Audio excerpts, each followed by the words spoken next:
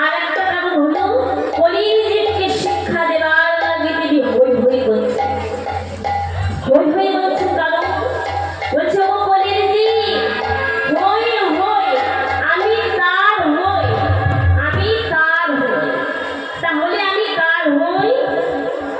যারা মদন বলে তোমার হরি বল বলে আমি শুধু তার হই, আমি অন্য কাউরি হই না। যারা হরি নাম বলে আমি শুধু তার, তবে কাউরি একা নয়। দেখুন ভক্তবৃন্দ, আমি যদি গৌর হরিকে ডাকি, গৌর হরি যে একা আমার হবে তা কিন্তু নয়। বললেন আমি তার হই, তার হয়, যেজন আমার হয় আমাকে ভজে আমি তার হই। ধরুন আমি গৌর হরিকে ভজনা করছি, গৌর হরি আমার। আবার আপনি ভজনা করছেন, গৌর হরি আপনার। আবার আপনার পাশে যিনি বসে আছেন তিনিও গৌর হরিকে ডাকছেন, গৌর হরির ভজনা করছেন, গৌর হরি কিন্তু তারও হবে। গৌর হরি কিন্তু একা কারোর নয়। বললে যে ভক্তি যার কৃষ্ণ তার সর্বশাস্ত্রে কয়, আর ভক্তি না থাকিলে কৃষ্ণ দেখেও না। তোমার অন্তরে যদি ভক্তি থাকে তাহলে ভগবান তোমার কাছে আসবে, আর তোমার অন্তরে যদি ভক্তি না থাকে তাকে সামনে দেখেও তোমার লাভ কিছু হবে না। এটাই তাই কলিযুগকে শিক্ষা দেবার লাগি বলছে হই হই, আমি তার হই। যখন গৌর হরি আমার হই হই করছে, হাতে একটি পাঁচুনি নিয়েছে। পাঁচুনিটি কি না, গরু তাড়াবার জন্য যে একটা লাঠি ব্যবহার করা হয় সেটা হলো পাঁচুনি। ওই একটি পাঁচুনি নিয়ে গৌর হরি শুধু হই হই হই হই করছে।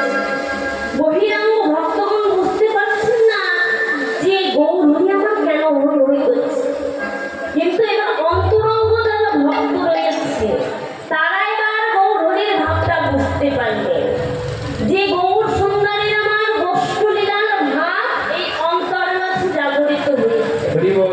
তাই গৌর হরি আমার পূরবের ভাবে শ্যামলী ধবলী বলে ডাকছে, আর একটি পাঁচুনি নিয়ে হই হই। তাহলে প্রশ্ন হতে পারে গৌর হরির অন্তরঙ্গ ভক্ত বলতে কারা? বলেন পদাবলীতে যাদের নামকে উল্লেখ করা হলো, তাহলে কারা রয়েছে অন্তরঙ্গ ভক্ত? রামায়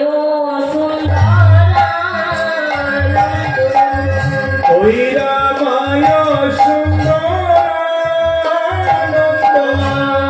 রামায় সুন্দরানন্দ, ওই রামায় সুন্দরানন্দ, সঙ্গে নিত্যানন্দ,